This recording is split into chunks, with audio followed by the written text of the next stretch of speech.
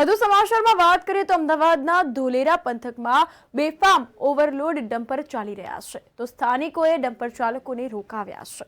આ અંતર્ગત વાત કરવામાં આવે તો ધોલેરા તાલુકાના આંબળી ગામે 15થી વધુ ઓવરલોડ ડમ્પર ટ્રકો સ્થાનિકોએ રોક્યા છે। નીતિ નિયમો નેવે મૂકીને પરમિશન કરતા ડબલ ટ્રિપલ ઓવરલોડ ટ્રકો જે છે તેને સ્થાનિકોએ રોક્યા છે તો નીતિ નિયમો નેવે મૂકીને પરમિશન કરતા ડબલ ટ્રિપલ ઓવરલોડેડ વહન કરાય છે આ ડમ્પરો।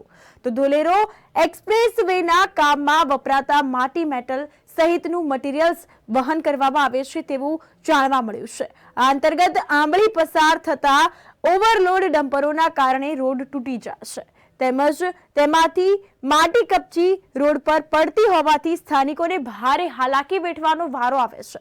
આ અંતર્ગત ખાણ ખનીજ વિભાગ તેમજ આરટીઓ સહિતના વહીવટી તંત્રની મિલીભગતથી ચાલી રહ્યા છે બેફામ ઓવરલોડેડ ડમ્પરો। તો અગાઉ ધારાસભ્ય કાળુભાઈ ડાભી સહિતના ભાજપના આગેવાનોએ ઓવરલોડ ડમ્પરો અટકાવી ચેતવણી પણ આપી હતી તો ધારાસભ્યની ચેતવણી બાદ પણ માતેલા સાંડ સમા ઓવરલોડ ડમ્પરો શરૂ રહેતા સ્થાનિકોએ ફરી લાલાંક કરી છે। સ્થાનિકોએ આરટીઓ અને ખાણ ખનીજ વિભાગને જાણ કરી છે તો ધોલેરા પોલીસ હાલ ઘટના સ્થળે પહોંચી છે અને આ મામલો હવે વધુ ઉગ્ર બને અને સમગ્ર પંથકના સ્થાનિકો દ્વારા સામૂહિક વિરોધ થાય તેવી શક્યતાઓ સેવાઈ રહી છે। તો એમકેસી કંપનીને મળ્યો છે કોન્ટ્રાક્ટ જેઓ દ્વારા બેફામ સ્થાનિક માટી ખનન તેમજ બેફામ ઓવરલોડ ડમ્પર ચલાવતા હોવાને લઈ અગાઉ અલગ અલગ જગ્યાએ અનેકવાર વિરોધ નોંધાઈ ચૂક્યો છે। કોન્ટ્રાક્ટર દ્વારા નિયમો નેવે મૂકીને કરાઈ રહેલ કામગીરીને લઈ સ્થાનિકોમાં ભારે રોષ જોવા મળ્યો છે તો આગામી સમયમાં સ્થાનિકો ઉગ્ર વિરોધ નોંધાવી શકે છે।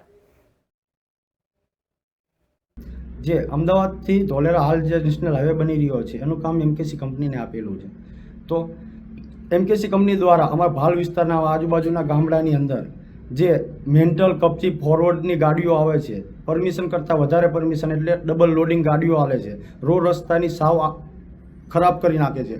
રોડ ઉપર કપચી મેન્ટલ બધું પડે તો કોઈને નુકસાન થાય એવું છે। હાલની અંદર અમુક ઘણા એક્સિડન્ટ થઈ ગયેલા છે તો અમે હાલ અમારા ગામજનો ભેગા થઈને બધી ગાડીઓ ભેગી કરીને અને ઊભી રાખી દીધી છે। ધોલેરા પોલીસ સ્ટેશન પણ જાણ કરી છે, ખાણ ખનીજ વિભાગને પણ જાણ કરી છે। 12થી 15 ગાડીઓ છે હાલ અમે ઊભી રાખી છે। પાછળ પણ અમુક ગાડીઓ આવે છે હાલ પોલીસ સ્ટેશનથી ગાડી આવી છે, પીએસઆઈ સાહેબ શ્રી આવી ગયા છે